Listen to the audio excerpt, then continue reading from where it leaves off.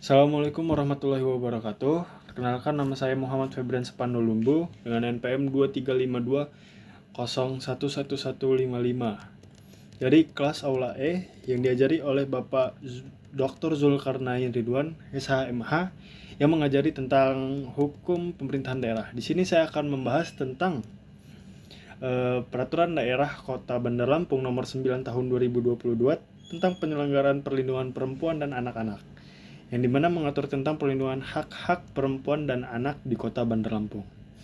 Dimana ada beberapa soal yang akan diberikan. Yang pertama, apa urgensi peraturan daerah tersebut bagi pelaksanaan otonomi daerah dan desentralisasi di daerah tersebut. 2. Mengapa peraturan daerah tersebut diperlukan bagi daerah? 3. Aturan apa dari peraturan daerah tersebut yang mendukung kemajuan dan kesejahteraan daerah? Jelaskan pasal atau ayat yang Anda maksud. 4. Jelaskan mengapa daerah lain perlu membuat perda yang sama. Oke, di sini saya akan menjawab. Yang pertama adalah A. Urgensi peraturan daerah bagi pelaksanaan otonomi daerah dan desentralisasinya. Peraturan daerah atau perda Kota Bandar Lampung nomor 9 tahun 2022 memiliki urgensi yang signifikan dalam konteks otonomi daerah dan desentralisasi. Berikut adalah beberapa poin penting yang menjelaskan urgensi tersebut. Oke, yang pertama ada pemberdayaan lokal, yang dimana perda ini memberikan kerangka hukum yang jelas untuk melindungi hak-hak perempuan dan anak di tingkat lokal dalam konteks otonomi daerah. Pemerintah daerah diberikan kewenangan untuk mengatur dan melaksanakan perlindungan hak-hak tersebut sesuai dengan kebutuhan dan karakteristik masyarakat setempat. Hal ini memungkinkan pemerintah daerah untuk merespon isu-isu lokal dengan lebih efektif. Yang kedua, partisipasi masyarakat. Perda ini mendorong partisipasi masyarakat dalam perlindungan perempuan dan anak dalam pelaksanaan desentralisasi masyarakat, yang dimana memiliki peran penting dalam pengawasan dan pelaksanaan program-program pelindungan dengan melibatkan masyarakat. Pemerintah daerah dapat memastikan bahwa kebijakan yang diambil sesuai dengan aspirasi dan kebutuhan masyarakat. Yang ketiga, ada peningkatan kualitas hidup. Dengan adanya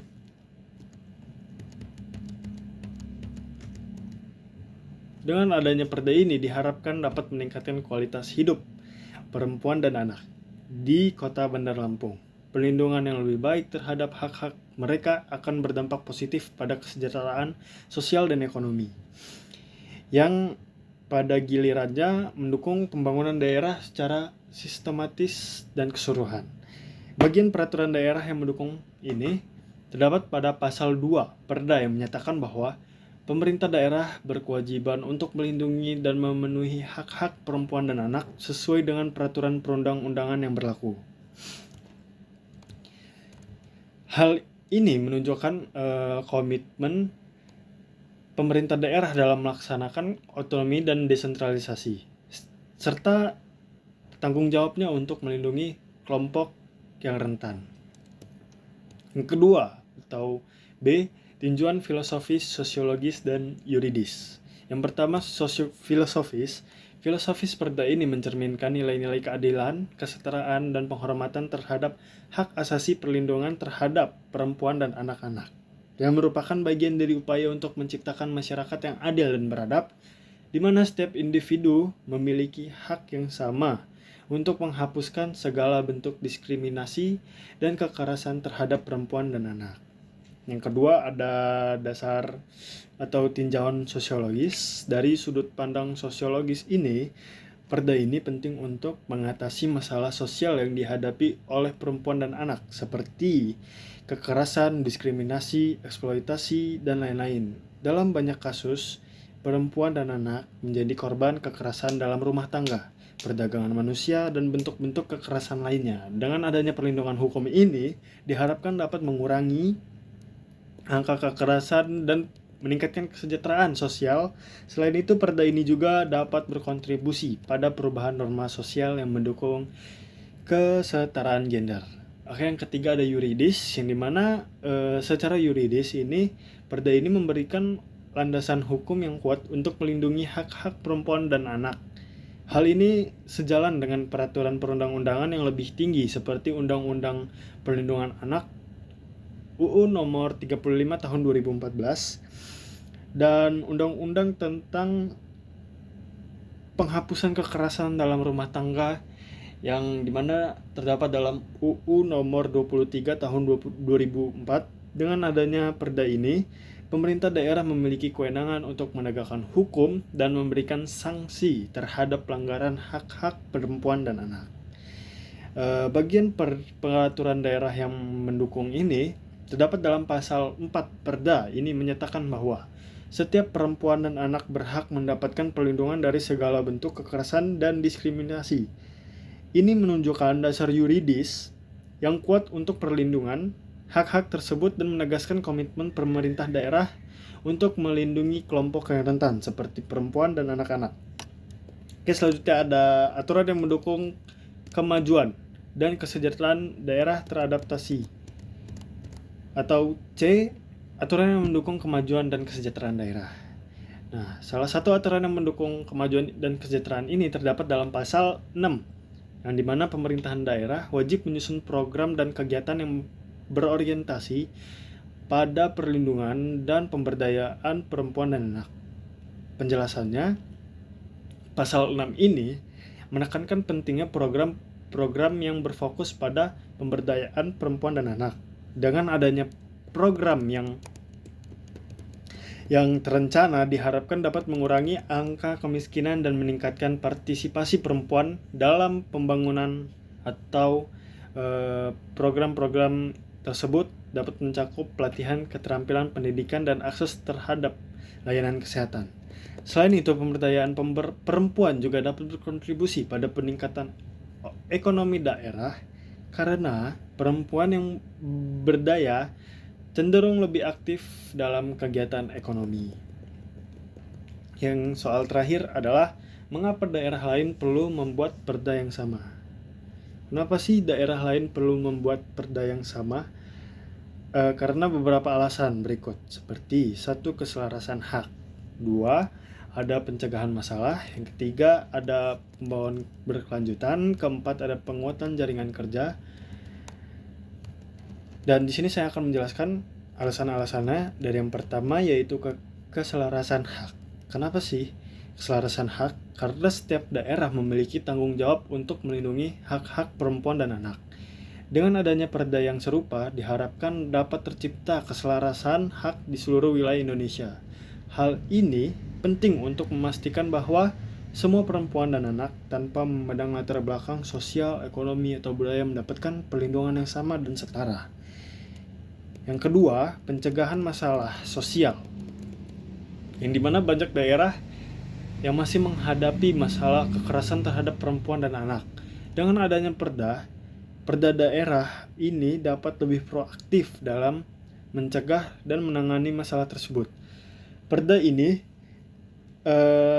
dapat menjadi alat untuk meningkatkan kesadaran masyarakat tentang pentingnya perlindungan hak-hak perempuan dan anak, serta mendorong tindakan yang preventif. Yang ketiga ada pembangunan berkelanjutan. Pembangunan berkelanjutan ini perlindungan terhadap perempuan dan anak, yang mana merupakan bagian pembangunan berkelanjutan dengan melindungi dan memperdayakan kelompok rentan ini, yang dimana kelompok rentan ini ada perempuan dan anak. Perda daerah dapat mencapai tujuan pembangunan yang lebih luas, termasuk pengurangan kemiskinan, peningkatan pendidikan, dan kesehatan masyarakat. Selain itu, daerah yang memiliki kebijakan perlindungan yang baik akan lebih menarik bagi investasi dan pengembangan ekonomi. Oke, yang terakhir ada penguatan jaringan kerjasama. Dengan adanya perda yang serupa di berbagai daerah akan membentuk jaringan kerjasama yang lebih kuat antara pemerintah daerah, lembaga swadaya masyarakat, dan komunitas. Hal ini akan memudahkan pertukaran informasi, pengalaman, dan praktik terbaik dalam perlindungan perempuan dan anak.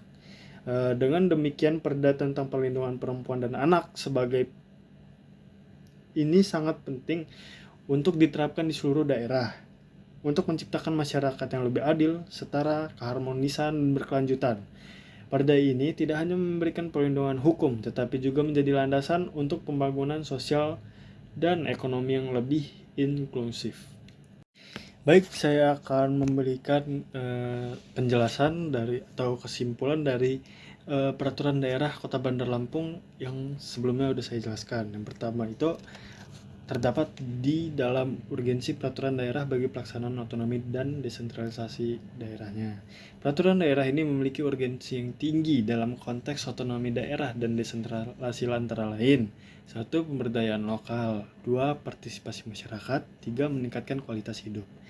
Bagian peraturan daerah ini yang mendukung terdapat dalam pasal 2 menyatakan bahwa pemerintah daerah berkewajiban untuk melindungi dan memenuhi hak-hak perempuan dan anak sesuai dengan peraturan undang-undangan yang berlaku. Yang kedua, dari tinjauan filosofis, sosiologis, dan yuridis, yang dimana filosofis ini mencerminkan nilai keadilan dan kesetaraan yang berupaya menciptakan masyarakat yang adil dan beradab, serta menghapus diskriminasi terhadap perempuan dan anak. Yang kedua ada sosiologis, penting untuk mengatasi masalah sosial seperti kekerasan, diskriminasi, serta berkontribusi pada perubahan norma sosial yang mendukung kesetaraan dalam gender. Yang ketiga, dalam yuridis, memberikan landasan hukum yang kuat untuk melindungi hak-hak perempuan dan anak, sejalan dengan UU Perlindungan Anak dan UU Penghapusan Kekerasan dalam Rumah Tangga. Nomor 2 ini bagian peraturan daerah ini mendukung dalam pasal 4 menyatakan bahwa setiap perempuan dan anak berhak mendapatkan perlindungan dari segala bentuk kekerasan dan diskriminasi, apapun bentuknya itu. Yang ketiga, aturan yang mendukung kemajuan dan kesejahteraan daerah. Ini terdapat dalam pasal 6, pemerintah daerah wajib menyusun program dan kegiatan yang berorientasi pada perlindungan dan pemberdayaan perempuan dan anak.